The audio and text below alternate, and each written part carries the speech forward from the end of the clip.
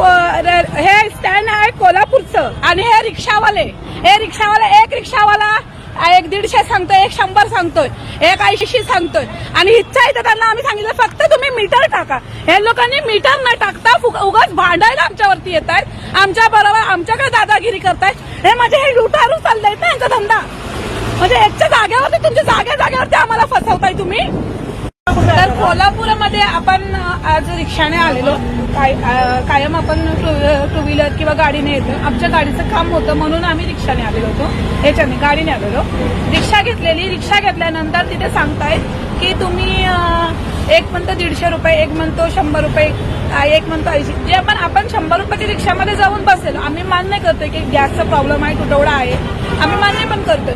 पण दुसरा येऊन त्याला सांगतोय तू 150 बोललेला मग तू 100 कसा घेऊन जातोय. त्याच्यावरनं थोडासा वाद झाला. मग आम्ही त्याला सांगितलेलं तो नियम माहितीये तर तू मीटर टाक ना.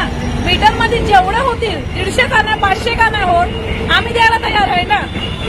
आजच प्ले स्टोअर वरून सहज योजना ऍप डाउनलोड करा आणि सर्व शासकीय योजनांचा लाभ घ्या.